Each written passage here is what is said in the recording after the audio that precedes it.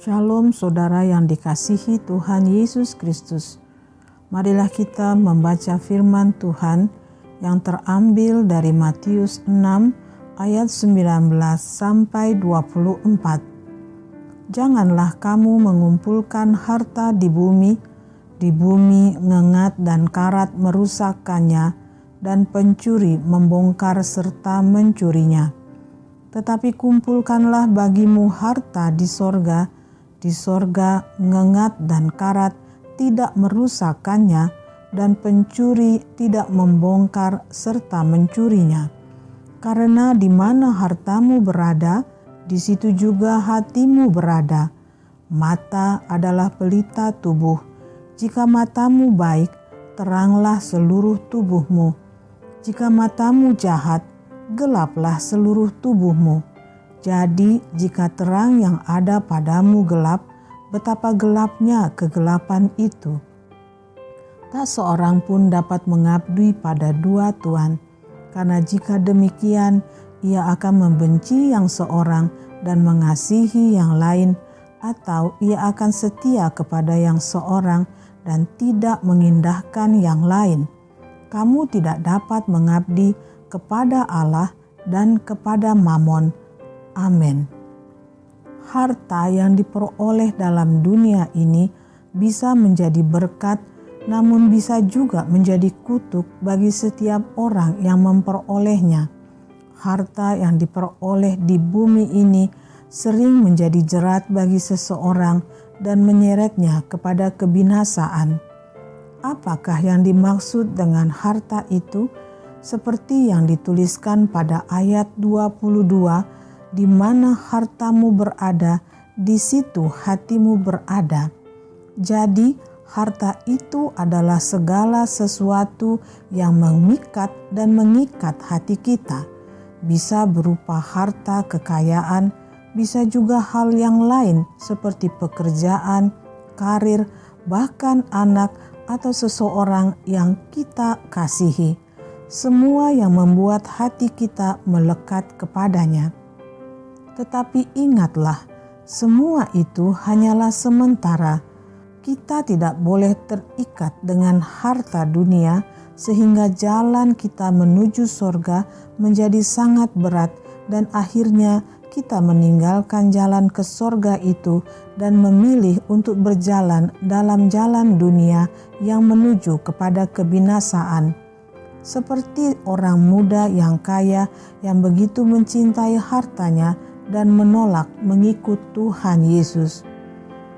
Seperti yang terjadi pada Lot saat ia hendak berpisah dengan Abraham pamannya, Lot memilih untuk tinggal di dekat Sodom karena matanya melihat bahwa daerah itu adalah daerah yang subur dan ia mengabaikan kenyataan bahwa di sana tinggal orang-orang yang tidak takut akan Tuhan dan hidup dalam kecemaran dosa yang memalukan. Demikianlah kita menjadi orang yang menginginkan hal-hal yang duniawi dan bahkan ingin terikat di dalamnya karena mata kita masih gelap dan ditutupi oleh ilah zaman ini.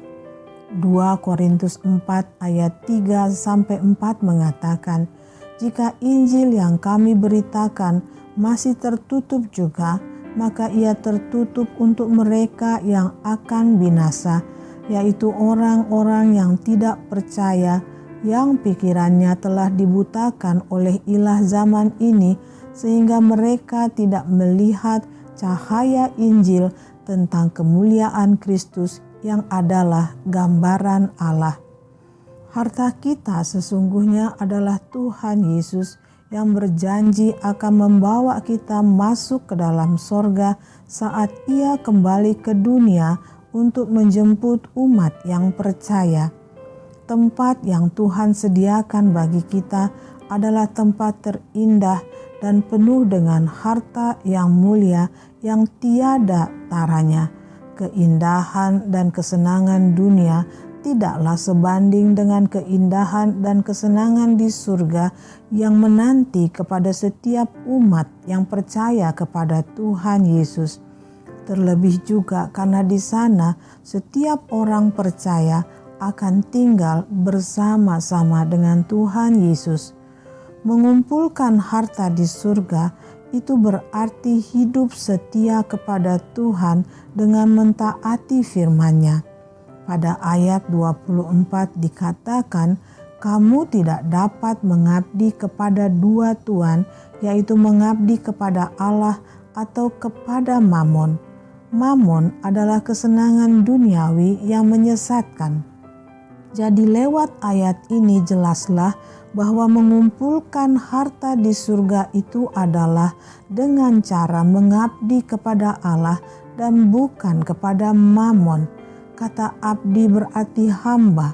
Oleh sebab itu kita mengumpulkan harta di surga dengan jalan mengabdi kepada Allah dan hidup sebagai hamba-Nya. Seorang yang mengabdi kepada Allah tentulah mau melakukan apa saja yang diperintahkan oleh-Nya.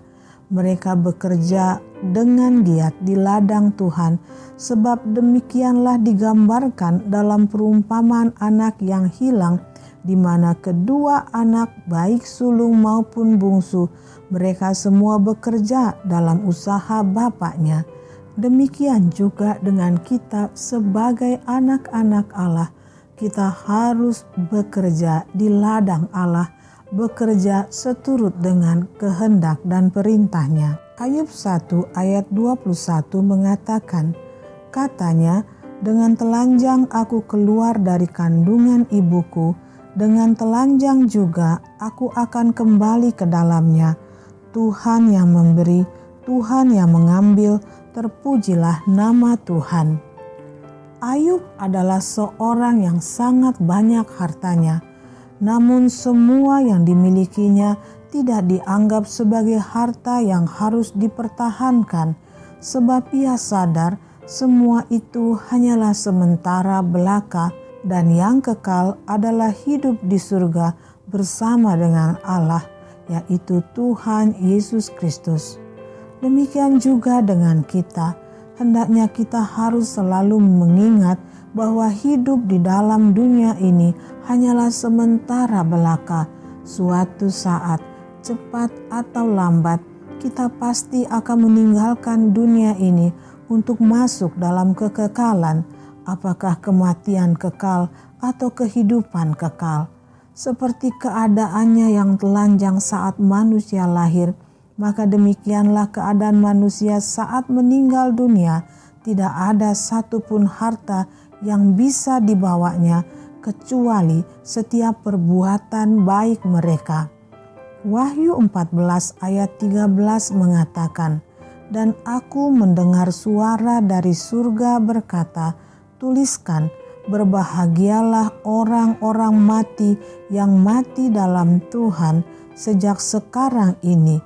Sungguh kata Roh, supaya mereka boleh beristirahat dari jerih lelah mereka, karena segala perbuatan mereka menyertai mereka. Mereka yang bertekun dan berjerih lelah menjadi hamba Tuhan, mereka tidak akan mengalami kematian yang mengerikan. Bahkan Tuhan mengatakan saat mereka meninggal dunia, mereka masuk dalam peristirahatan dan kedamaian. Jika dalam dunia ini manusia hanya mengejar kekayaan dan harta dan perkara duniawi, maka hidup mereka akan dipenuhi dengan berbagai kesusahan. Seorang yang cinta uang akan terjerat hatinya dan akan timbul berbagai kejahatan dalam hati dan perbuatannya.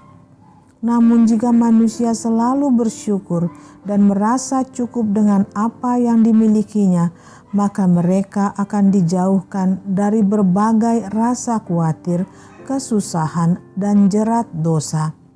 1 Timotius 6 ayat 7-10 mengatakan, sebab kita tidak membawa sesuatu apa ke dalam dunia, dan kita pun tidak dapat membawa apa-apa keluar, asal ada makanan dan pakaian cukuplah.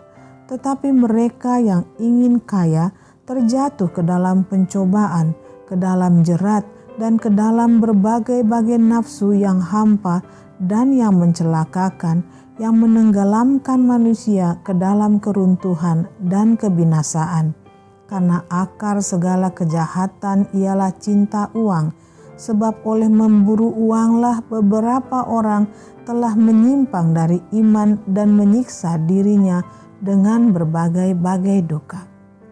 Saudara yang dikasihi oleh Tuhan Yesus, marilah kita menyerahkan seluruh kehidupan kita kepada Tuhan dan senantiasa berharap kepada Dia yang sanggup memberkati dan memelihara kehidupan kita.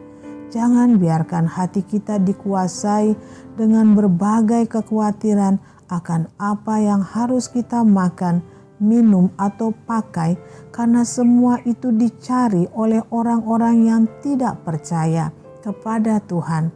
Tetapi sebagai orang yang percaya kepada Tuhan, ingatlah, Tuhan tahu apa yang kita perlukan. Dia pasti akan memberikannya untuk kita. Matius 6 ayat 31 sampai 32 mengatakan, "Sebab itu janganlah kamu khawatir dan berkata, apakah yang akan kami makan? Apakah yang akan kami minum? Apakah yang akan kami pakai? Semua itu dicari bangsa-bangsa yang tidak mengenal Allah. Akan tetapi Bapamu yang di sorga tahu bahwa kamu memerlukan semuanya itu." Dan juga 1 Petrus 5 ayat 7 mengatakan, "Serahkanlah segala kekhawatiranmu kepadanya, sebab Ia yang memelihara kamu." Amin. Mari saudara yang dikasihi oleh Tuhan, jangan kita menjadi khawatir akan segala apa yang kita perlukan di dalam dunia. Tuhan pasti akan memberikan dan mencukupkan apa yang kita perlukan. Mari bekerja dengan giat di ladang Tuhan sebagai cara kita untuk berjalan ke surga, untuk mengumpulkan harta di surga yang tidak akan layu untuk selama-lamanya. Percayalah kepada Tuhan dan setialah hidup dalam ketaatan kepadanya. Tuhan Yesus memberkati kita semua. Shalom.